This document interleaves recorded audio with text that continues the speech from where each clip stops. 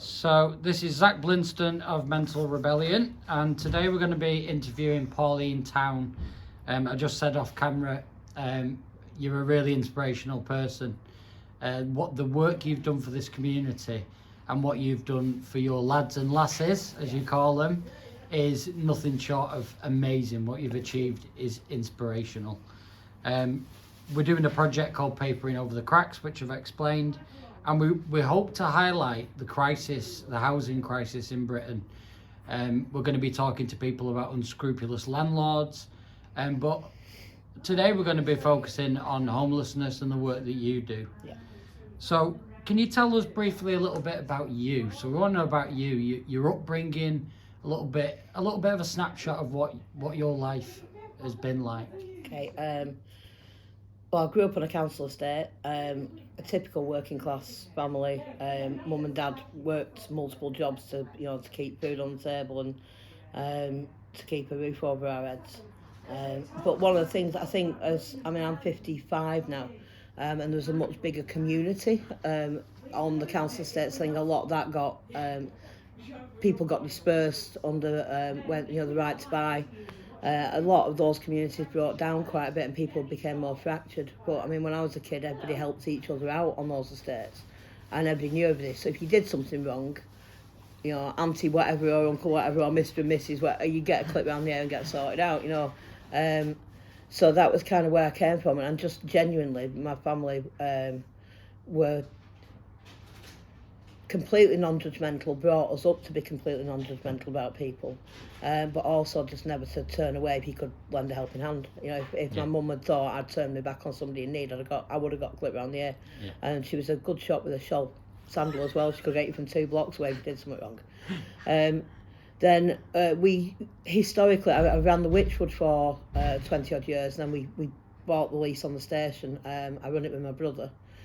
We initially did quite a lot of community work around mental health here, but about 10 years ago we met a homeless lad, and that's the situation he was in, and his little dog were how this kind of started here. And they're quite often interlinked, homelessness and mental health issues anyway, very much so, but we kind of shifted the focus a little bit onto more working with the homeless. And then 9 years ago, We Shall Overcome started, and we became part of the We Shall Overcome movement.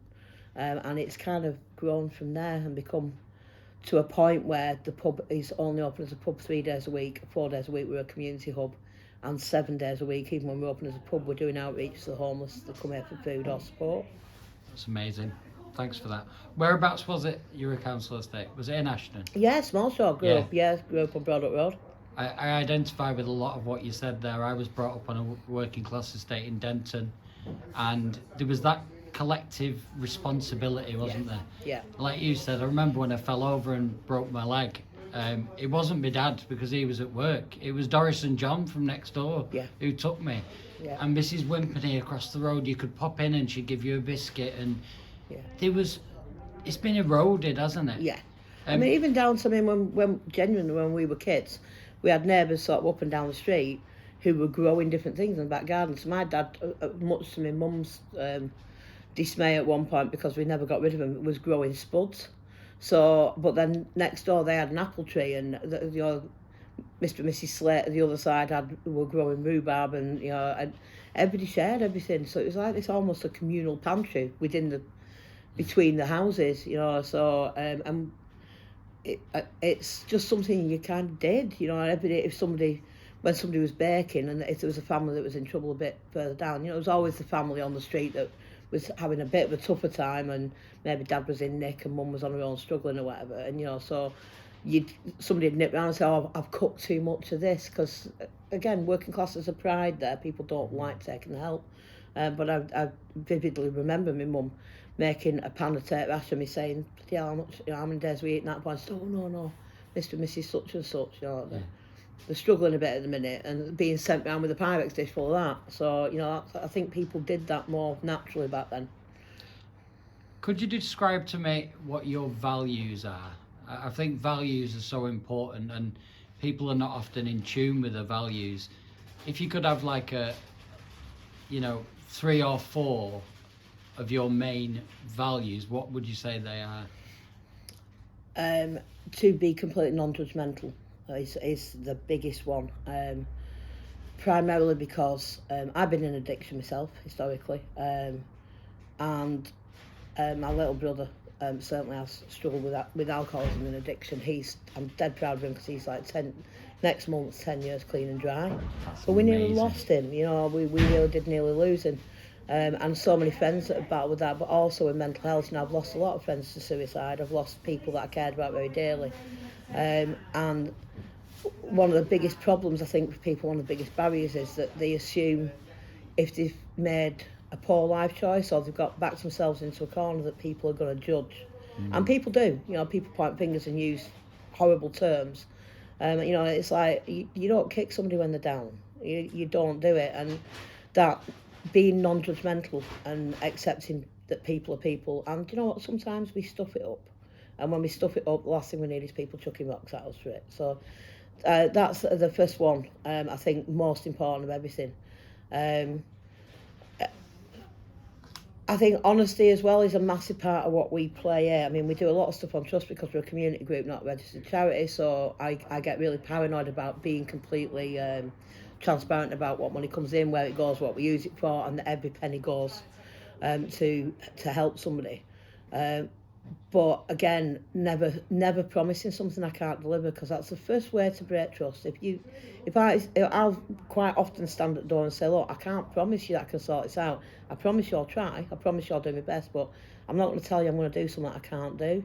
And that honesty, again, that breaks barriers down. And, you know, people get so used to being fobbed off and so used to having to tell the same story over and over again until they're fatigued with sharing what they're about. That honesty kind of comes back, because when people know they can trust you, then they'll be a little bit more frank about what they're going through. So I mean, that's a huge part. I am a socialist. I'm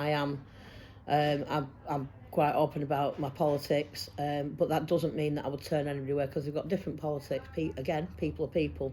One of the things that I'm really disturbed about, and is sort of a value, is you can't actually say that every life matters, because that's been hijacked by the far right. But it is the case that, you know, I get really fatigued with arguing the toss, particularly on social media posts. I don't feed trolls, but where you get the comments about, oh, we should be looking after our own. And, you know, I on a regular basis, I'm supporting people who were refugees, who were asylum seekers. And they've been through stuff that, when you see the scars, when you actually see them, physical scars and the mental scars, and you find out what they've actually run from, and that any one of us could have been just by chance born into that environment. You know, we're so lucky, we take it for granted. And, you know, I think there's too much negativity out there. I think you've got to be positive, because we do quite often have black humour, don't get me wrong, you know, because that's, a bit of black humour keeps you sane.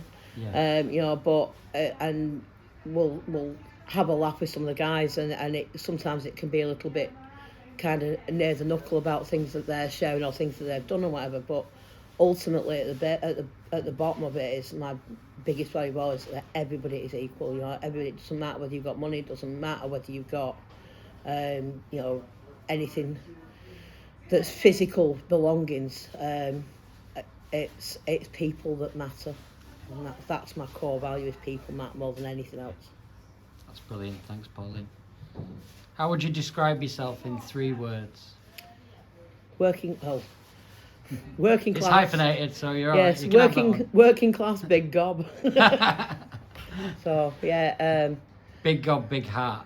Yeah, I try to have a big heart. You know, I'd love, and I say it regularly in interviews, but I really mean it, I would absolutely and utterly love a single day of my life where I didn't end up crying. And it's never going to happen. But I equally, at the same time, the day that I stop crying about some of the stuff we see is the day that it's time for me to give it up, because that means I've lost my humanity. So you can become desensitised. It's difficult. I mean, we've got... kind of quite raw this week is that we've lost a lad who historically had come here for help, and we had like a snapshot of time where I thought he was going to take the help and he was going to accept it, and he didn't, and he walked away from it. and he accepted the help very briefly, then reverted to a former lifestyle that was, I actually thought that we would lose him. I didn't think he'd go the way he did. I thought he'd go through violence, and he hasn't. He's gone through in another way, which is just as sad. But I mean, the guy would have been 31 next week, and he's not made it. But I can't fix anybody. I can't mend you. I can hold my hand out to you while you're trying to fix yourself. And I can signpost. You know, we've got some incredible partner groups. We do mental health support here. We have CGL, who are phenomenal in the addiction alcohol support, and so non-judgmental.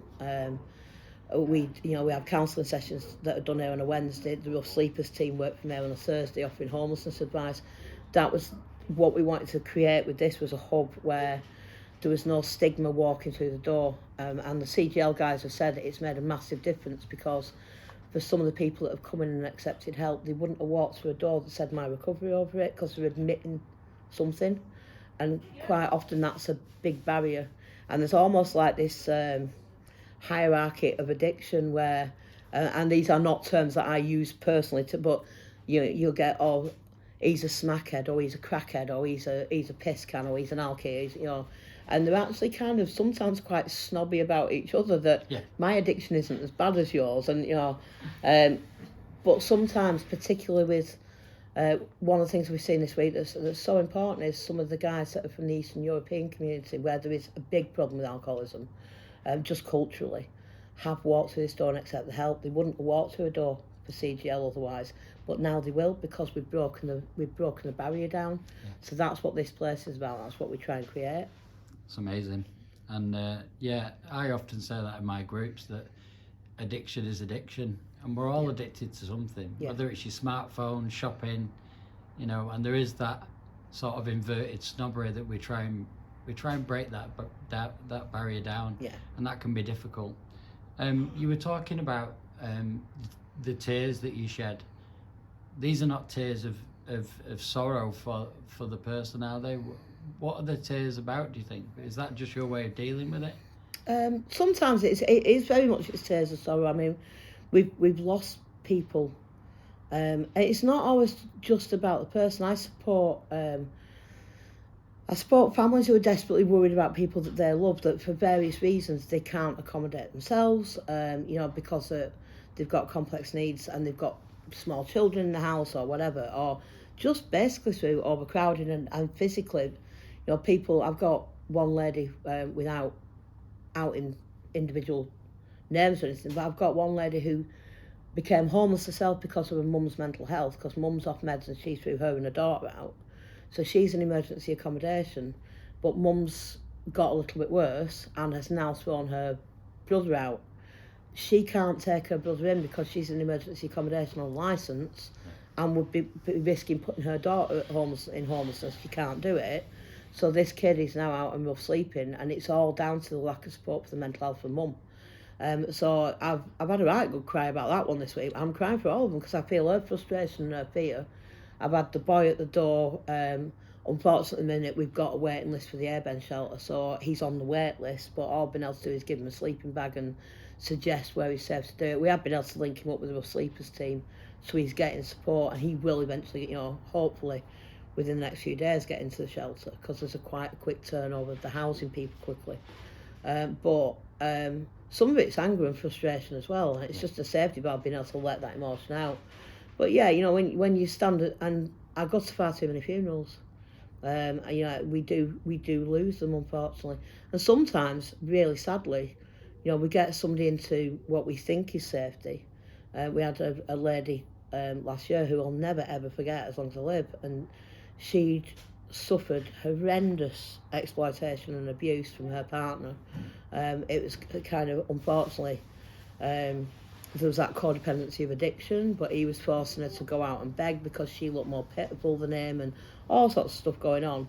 And she finally reached that light bulb moment where I need to run from this, and she ran here, and we got her into support. We got support for her, and we got help. But she'd actually was that ill by the time she got into it. She didn't make it, and we lost her. And I stood at, she ended up having I went to a funeral and supporting her kids, and you know, it's just desperately sad. If she'd run a little bit sooner, she'd probably still be with us.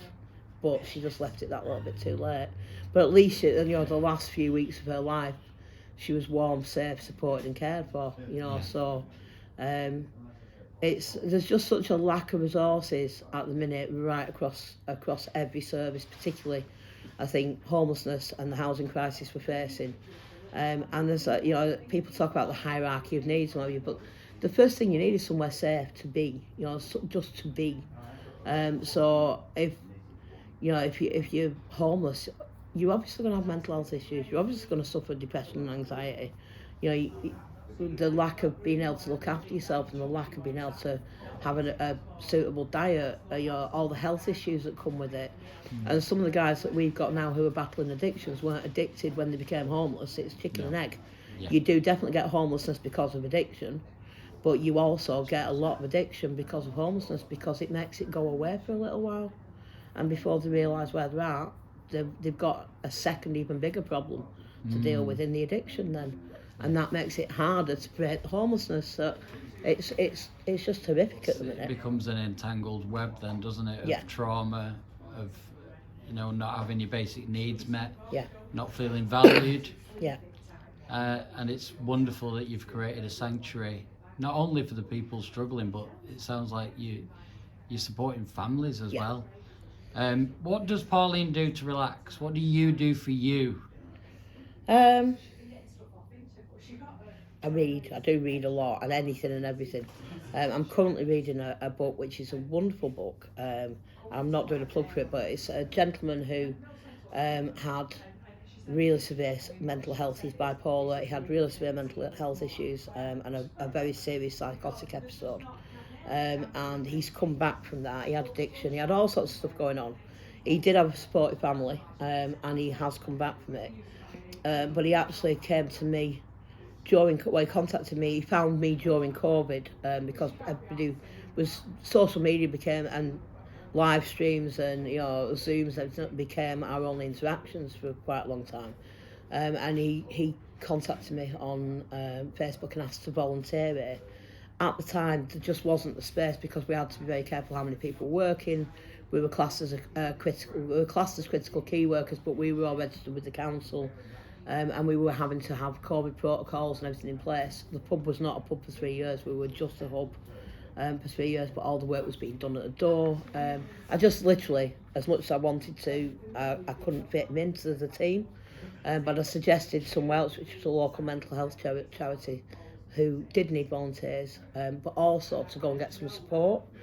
He went and got support himself. He became a peer mentor. He's now running groups around. Is that the Anthony Seddon Fund? Yeah. Another wonderful organisation. They're incredible. You know, Mark now runs recovery, support groups, people who've achieved sort of abstinence but are wanting to maintain that recovery. So he runs those. He's also got a little job with them part-time. It's 20 years since he worked. You know, so that little bit of support and a signpost to somewhere he could go has completely changed his world. He's got friends around him because he was very isolated and insular. And he's just written a book about it. And so that's my current relaxation. So the book's called? It's called, I can't remember, it's something arrow. I've got it, I've actually got it behind the bar there. He's called Mark Nolan, and I'll give you the name of it because it's actually something you know, it's quite inspirational reading it. It's so it's something that might help some people that you're supporting as well. Yeah, I'd love to read that. So he's done it as a catharsis for himself rather than as a, but it is actually reading that's beautiful. But yeah, I mean, I've gone off at a tangent, but yeah, I walk my old dog. Try and get out, you know, a couple of times a day, even just for 20 minutes, half an hour to walk Connie.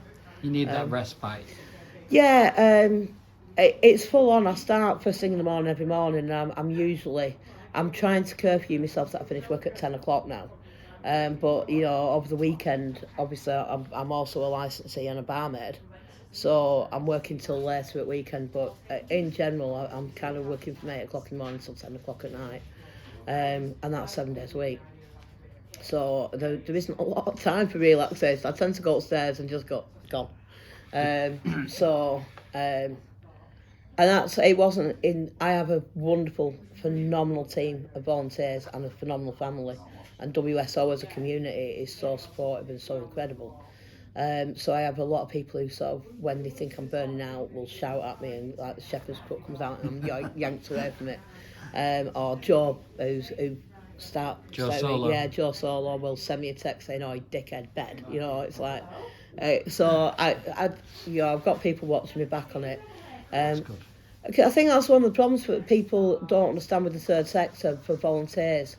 I have some absolutely inspirational friends who are professional key workers, many of whom have given me personal phone numbers so that even if it's out of working hours, I can pick the phone up, you know, if I need their help. But I think when you do this kind of thing professionally, then there are safeguards in place for your mental health. You know, you'll have line management, you'll have, you know, debriefs, when there's a traumatic situation, you'll have people to turn to. As volunteers, quite often we don't have that, and you've got to be very careful who you do speak to, because you've always got to protect the dignity. GDPR aside, I understand the legal requirements, but more important than anything is the dignity and privacy of the people who are asking me for help. So there are times where I've got a lot on my shoulders that I just can't discuss with anybody else because I've been entrusted with that situation. Yeah. And I can talk to somebody professional about it, you know, and when I'm signposting for help, but I'm still going to bed at night thinking, is he still going to be breathing tomorrow morning? Is she, you know, has she gone and got that help, or is she gonna kill herself? You know, and it's a lot of pressure, but it's something that I think the government. I don't know how political I'm allowed to be in these answers. Very. As much as you want to be. The government has started to rely on the third sector to do what it should be doing to an unprecedented degree. But what it doesn't realise, and what they don't realise, is because they don't see the faces at the door, they don't deal with the absolutely raw devastation that we sometimes do and the tragedies that we do. And there are some, I mean, they also on the flip side don't get the wonderful moments, but that it's draining, it's soul destroying, it's at times heartbreaking. You're getting trolled by people who are, you know, saying that you're anti-establishment or that you're anti the government, and you know, and against what we're doing on a political basis. And it's not, for me, what I do isn't about the politics of it, it's about the people. But politically, I'm very angry at the fact that it's become socially acceptable, as far as the government are concerned, for people to rely on food banks, and that should be an absolute end, last resort. Should be a food bank. And the sad thing, it is an absolute end, last resort, but it's a daily last resort for some families. And you know, when you've got, I've had mums bring kids there and literally open tins and feed children out of a tin. You know, I've had mums that have come, and the number of people that we get referred to us, because we're not a food bank, but we do emergency triage with food, to get referrals to actual food banks, and we partner very much with the local food banks, both the Independents and the Trussell Trust. And they're all incredible people, but they're facing the same pressures I am, and everybody in the third sector that I speak to, and I speak to a lot of people, we're all crumbling, we're all getting close to burnout. If we go under, there isn't anywhere else. There's nothing in place, but it's almost like, one of my homeless girls describes being homeless as making you a shadow person. And she said, they don't see you. People don't see you. Or if they do see you, they look the other way, and you don't exist anymore. You're just a statistic. Yeah, she said, it's not even that you've fallen through the cracks. She said, you just don't exist. You're a shadow. And she calls them, she says, it's not rough sleeping, it's rough living. She said, people say rough sleeping. She said, I'm out there all day, every fucking day. You know, when I come on a period, where do I go and get a wash? When I need, she said, and she comes here, and that's the reality of it. People are existing in one of the richest countries in the world. Yeah. People are, they're not even really existing, they're just surviving, they're clinging on, and nobody's seen it. So you've actually read my mind, and you've answered the next question that I was going on to, that where this problem stems from. Where does this stem from? Who's to blame? When did this all start crumbling? austerity, obviously austerity for me. I think it goes back further than that. I mean, it goes back further than austerity. Thatcher certainly was a massive issue and a massive start of it, and that I think the whole right to buy thing is a real issue for me. I theoretically, I mean, my family bought their council house. They would never have gotten the housing ladder without that opportunity because they weren't on a big enough income to do it, and that was their only stepping stone into home ownership. But even now, I mean, my mum always used to be a liberal, and as we've got older, she's now as socialist as I am. You know, she's veered left, but she said now she's conflicted by the fact that she bought that council house because they moved because of my dad's work, and then they had to relocate, and then they came back again. And the house that they bought is another ex council house that somebody's then sold. You know, and to be fair, that, you know, if all that hadn't happened, they'd still probably lived in that same council house. So you know, they'd have never moved on from there, and so that council house would still not be back into you know, another family having it. But the reality is now we've got people that I've got one friend, one young lady we helped when she was homeless who managed to get a social housing tenancy up in Hurst. She's paying social housing rates for that house and she's bringing her kids up in it.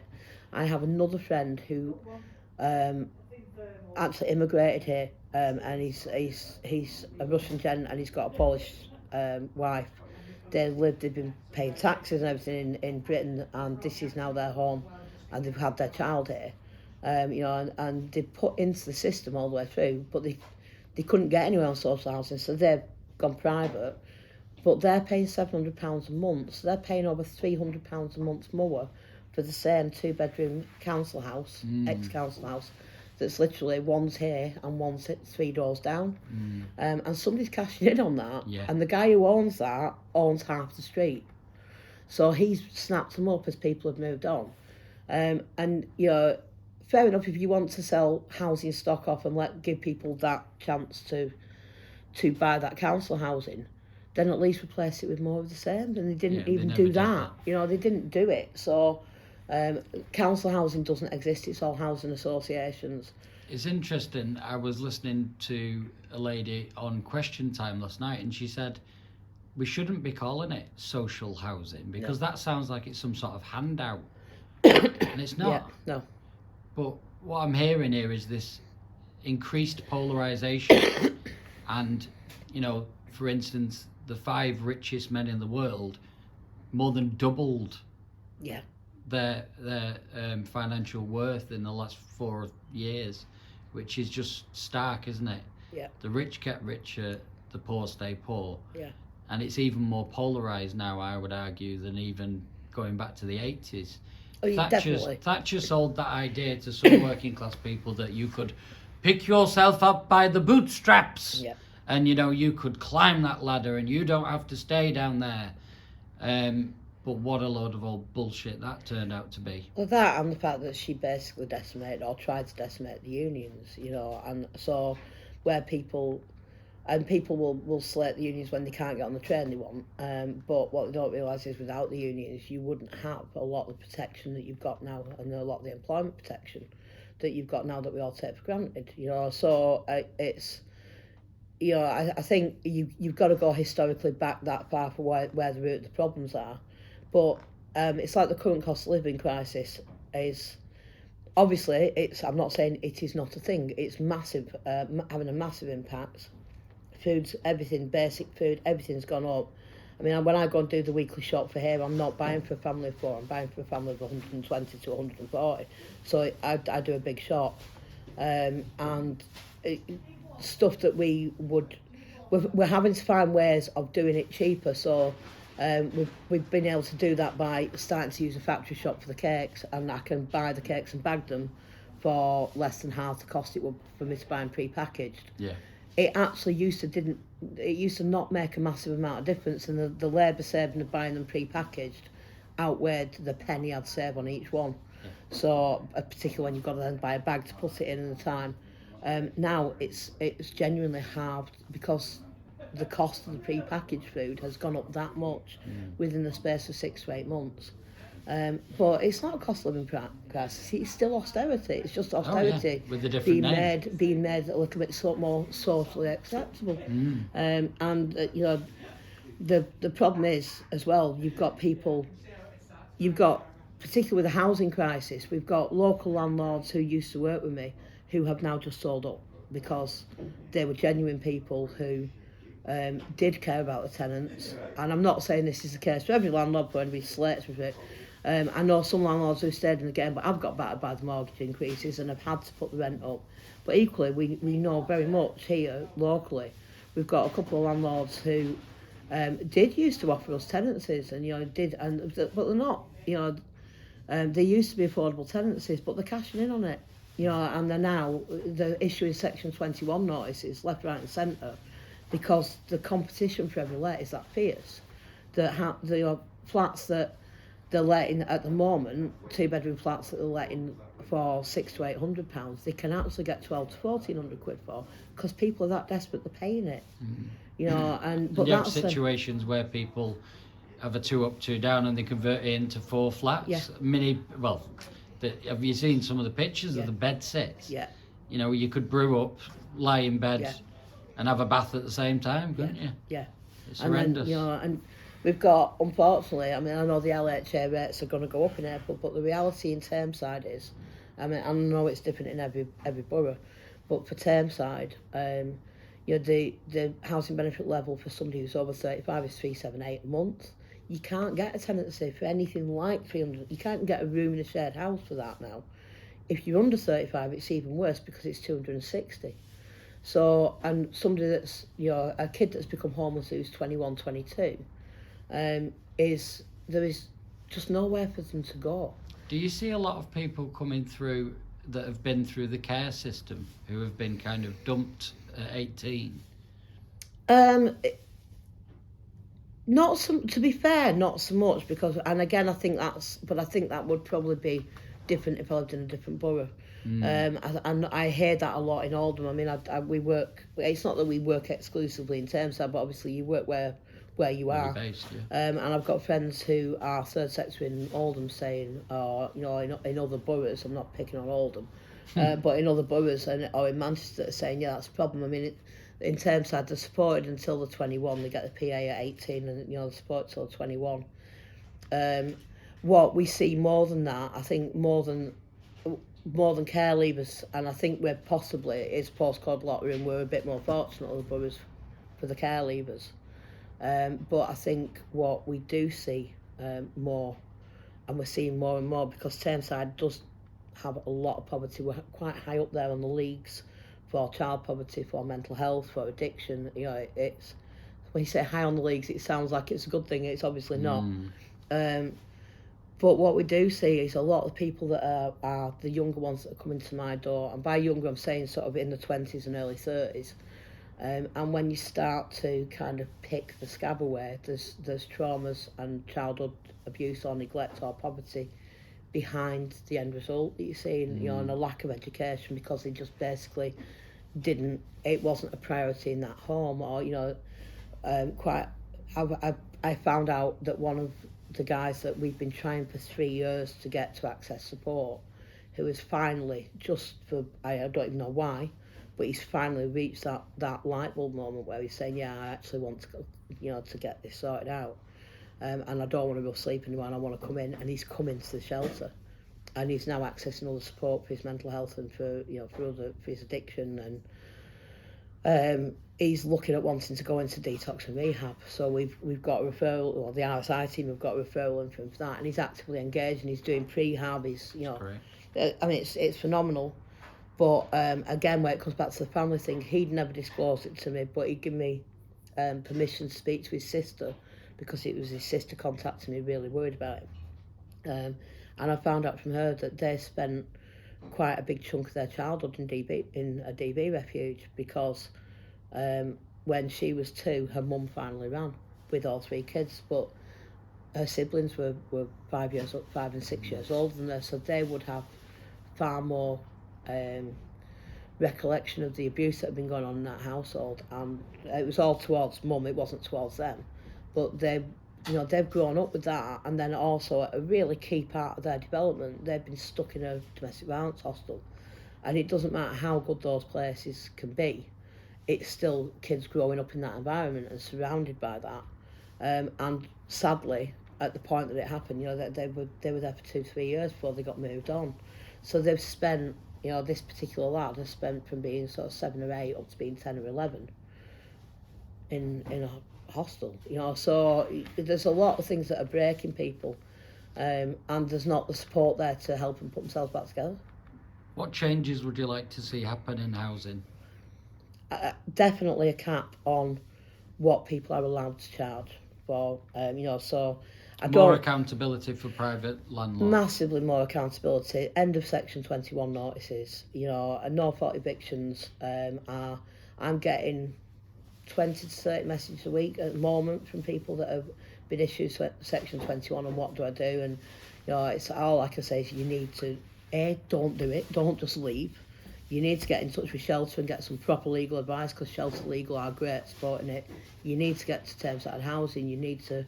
But I mean, the reality is, people slate Thameside Housing or housing advice offices around, they're always going to be criticised. But they don't make the decisions, they're putting... I'm just going to shut that for you because you've got a lot of sun in your eyes there. Thank you. They're only working to the protocols that are set down by government. They don't make the rules. So it needs a complete overhaul of, that people can't make somebody homeless who's been a good tenant for 10 years based on the fact that they've got somebody else who's offering 200 quid a month more. And I know for some landlords it's a really difficult situation, because we do have, there are some good landlords out there who have been hit, like I said, by mortgage rises and what have you. But it'd be interesting to see how many of them put the rent back down now the mortgage rate's going to come back down again. Things go up and up. Are they going to, there needs to be a review of the local housing authority rates to make them, if you're going to say that we need, we want to reduce homelessness, you've got to be able to help people into housing before they can change anything else. And it's kind of, how do you find a job? How do you hold down a job? How do you do all the things to make your life better for yourself? If either you're completely broken and you need more support before you can do that, really sadly for some people that we support are so broken, they're never going to be self-sufficient. They're going to need support for the rest of their lives. We've got kids coming for food. I'm saying kids, but young, relatively young men and women coming for food who are also having to go to Horton House to get depot injections because their mental health is that bad. And they're bouncing in and out of section, but there's no complex needs housing anymore to allow them to live any kind of dignified life and learn those skills, or to be supported with the things that they need to maintain a tenancy. So complex needs housing, get the local authority benefits levels right, and make sure that we haven't got rogue landlords cashing in. Because that's the biggest thing at the minute. It's the landlords that are cashing in on it that are driving the rent prices, that are making it unaffordable. Do you think that, even we're looking at probably a general election this year at some time, Yeah. do you think that even a change of government would see these changes? No. And I think the problem... I don't see... The problem is homelessness just isn't sexy, is it? It's like mental health isn't sexy. I've got a mate who's been, and she is truly an inspirational lady, on a secure psychiatric ward, and she's done that for the last 20 years, and she's been quite seriously injured at times, and but that's her vocation.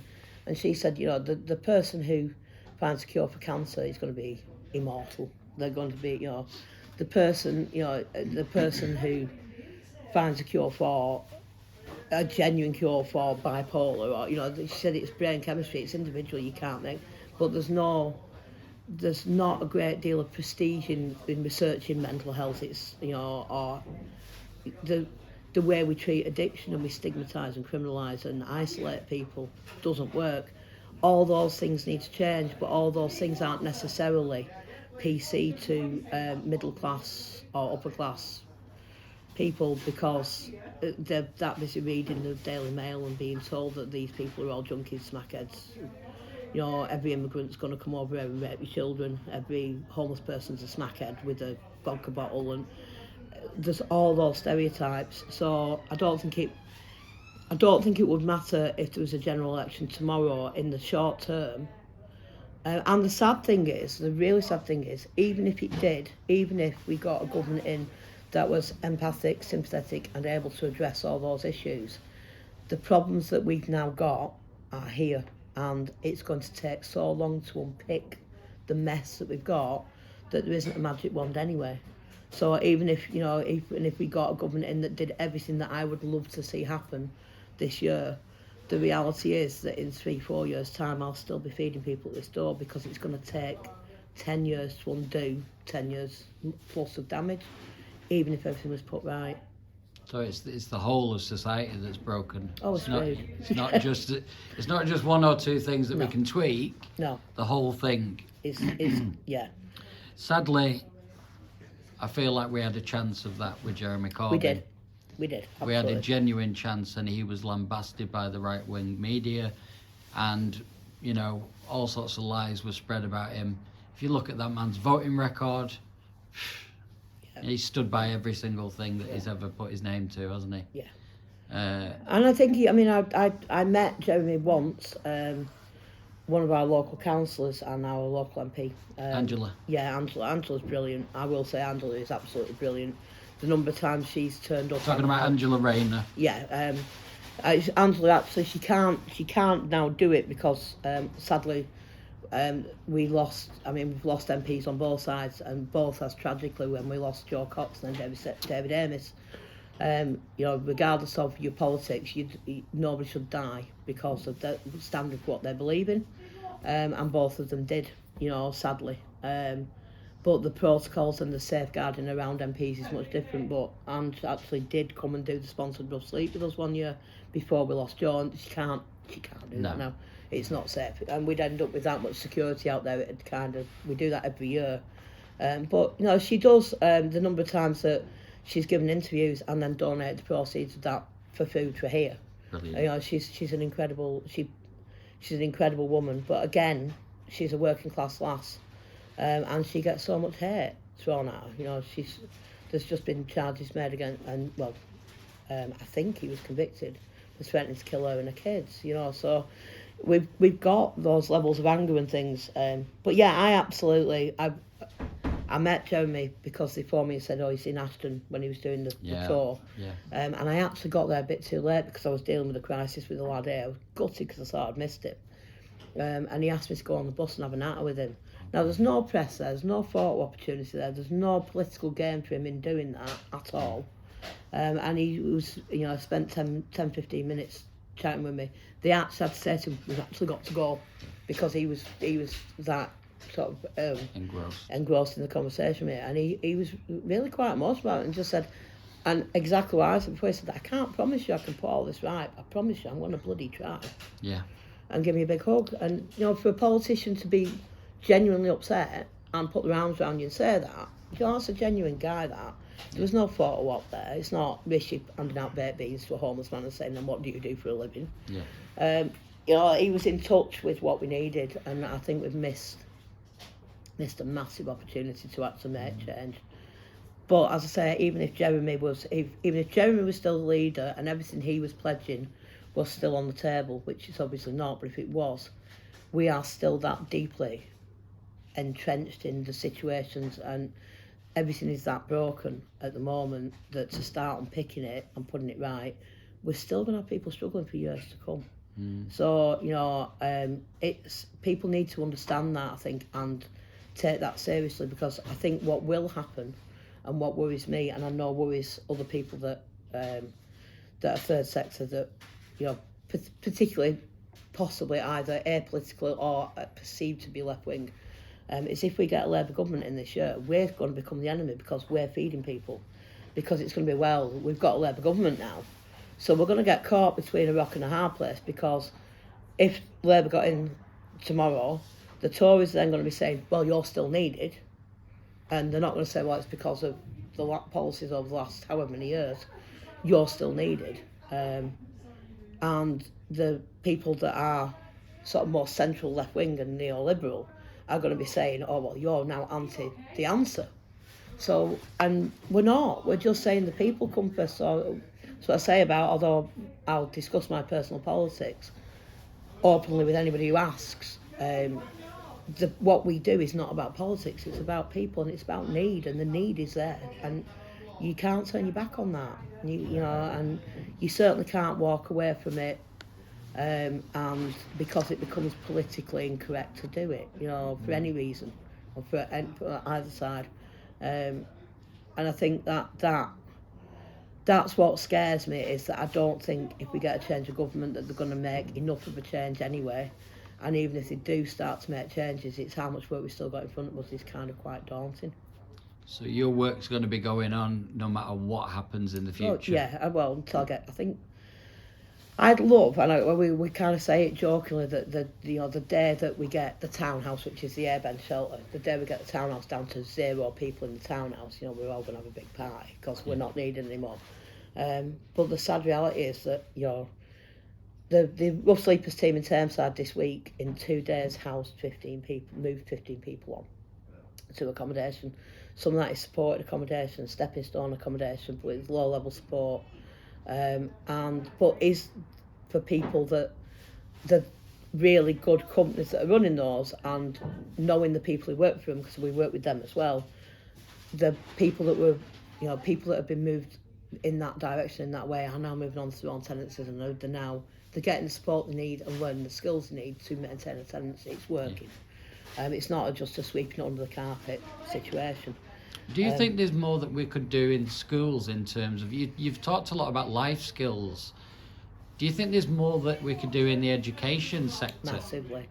Massively. I think, and again, I think we're going back to the Thatcher years. I think we've ballsed education up massively by creating academies where you've got outsized classes with overstretched teachers and a curriculum that's, you know, I've got friends who I was at school with, because I actually wanted to be a teacher when I was at school. That kind of what I wanted to do. I ended up doing part-time. I wanted to go to uni, my family couldn't afford it, so I took, they would have found a way, but it would have crippled us. So I took a year out, not to go on a gap year backpacking trip, but to go and work for a bank to try and save the money to go to uni. I ended up working in a pub, fell in love with it, and then got offered pub work. But I love the community aspect of the pub work, I never look back. I think you would have made a brilliant teacher, and in what you do anyway, you're teaching people how to be empathetic and how to love our fellow man and woman. Yeah, and but as well, I do go out and talk in schools, and I go and talk in unis. I give a lot of, you know, and sometimes to kids with behavioural issues. We've got a partnership with a local, again, inspirational vocational college, and their kids, they're older teenagers. No, it's Works For You. Oh, right. And they've got kids that cook the meals in the morning that are learning catering, and then they've got other kids that want to go on into like key working environments and who come and actually deliver the outreach at the door for 16 to 18. They have students with them, and they do that every Tuesday. Brilliant. And that's also a part of what we do, you know. And we have had schools that have brought. Again, it's difficult because I don't want young children here on our risk assessments and everything, but morally, to see some of the things that happen at this door where people are distraught. And I also don't want young children being there to be a barrier to them being able to open up and ask for help. So I'm caught with that. Yeah. But we have, when we've been shut, you know, because we finish outreach at 3, we've had classes of kids in there looking at what goes in a packed lunch and talking to us about what we do. And I tell you what, you know, talk about question time, kids grilling you, you bloody know about it. I sat with one again, inspirational teacher, and she said, the children that I'm dealing with have all been kicked out of mainstream education. They're only little, they're only young uns, you know, but they are all so disruptive and so behaviourally challenging that they're in a special class, a special unit. And she said, would you come and speak to them? Because they're heading to be the kids at your door. Would you come and speak to them? But I'm warning you, they might spit at you, they might swear at you, they might not, you know. And they've got very short attention span for the speakers we've had in. Even if you can hold them for 5-10 minutes, that's mint. So I said, yeah, and after 45 minutes, I was saying, I've actually got to go now, guys, because they still have questions. Yeah. And, you know, I said, but I usually start by asking questions, you know, why do you think people become homeless? Why do you think people are homeless? And we're like, oh, little lad, well, my Uncle Dan's homeless because he's just come out of prison. My mum said she's not bloody having him back again. And it's like, these They're just kids, pure, aren't they? they're pure, but that's showing that that child's living in that environment where this is, and I'm not, you know, denigrating his mum, but they're exposed to these influences on such, you know, such plasticine minds that are absorbing everything and learning, and you know, if we teach kids empathy and we teach kids acceptance and we teach them what's going on, and you know, if that stops one of them picking up the first bag of heroin, or stops one of them, you know, that's worth that investment of time. You Definitely. know? And we need to do it. But yeah, at the minute, I have friends who were at school with me who were teachers who have come out of the profession and gone other ways just because they've said, you know, the educational environment is so difficult. You spend so much time jumping through hoops and worrying about Ofsted and... Yep, I was a teacher for 10 years. Yeah. And, you know, these are inspirational people that were dedicated to teaching people, and they've got out of it because they were being made into clerks.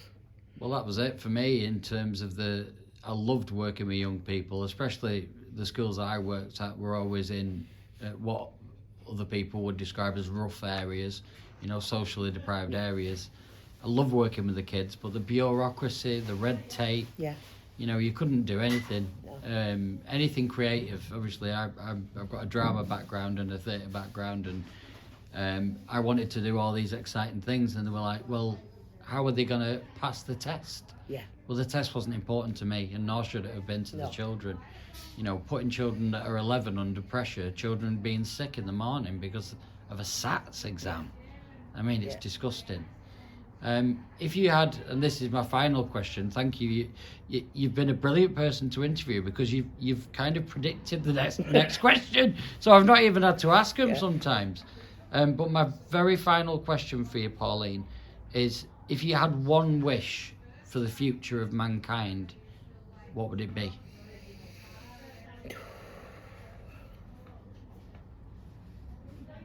That people would just see people as people and treat them that way. So I'm getting a bit emotional about that one. I see the damage that when people throw those stones and start labelling people, and I see what it does. And quite often that's when we lose them. And, you know, just being kind costs nothing. And people that just sit there and want to, you know, quite often behind the keyboards, I would say, I don't feed trolls, but obviously it hurts when you get trolled, but massively. My major issue and why I delete comments and delete stuff off my timeline is some of the people I'm supporting are friends on Facebook now, because, you know, if I was a professional doing this instead of a volunteer, you don't do that, but I do because they'll reach out to me, you know, and I don't want them seeing those comments. I had one young lad who, a member of his family walked past him and spat on him. Well, he was in the townhouse, and he was trying, and he had his issues, but he was actually trying, and he was remaining abstinent, and he'd also stopped self-harming, which he'd been doing because he loathed himself because of his addiction, and it was all tied up together. And that one stupid woman from his family who walked past him and spat on him and told him he was scum. And he did come in, but he'd cut him. I mean, and we're not talking, you know, a paper cut. He'd cut himself properly. We had to bandage his arms. We had to get him to A&E, and he fell off the wagon again. You know, within days of that. And last I heard, he was back in Forest Bank. And, you know, but he was really trying. And it might have happened anyway. Do you know what? I'm not an idiot. It might have happened anyway.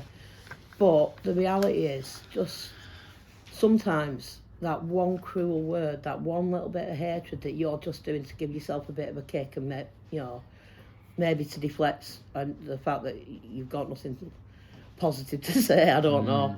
But that one bit, and we did some outreach, and I found a young man with other people with me, and I found a young man who was a refugee in, I'm not going to say where, but we found him rough sleeping. And when we woke him up, it was actually we was doing the national count, because they have to have third sector invigilators, and I was with the team actually doing that. And when they woke him up to say, do you want to come into shelter, his first reaction was absolute terror, because he'd been woken up by these strange people, and the side, he went white and he couldn't stop shaking. And then when he found out they were saying you can actually come and get into a safe bed, he couldn't stop crying. It was like, but that hitching crying that a little kid would do. This is a grown man, and then I've got idiots posting, we haven't got room, we haven't got look after our own, and just for the love of God, or whatever you believe in, just be kind. That's it. People love them. Put love out there, you get it back.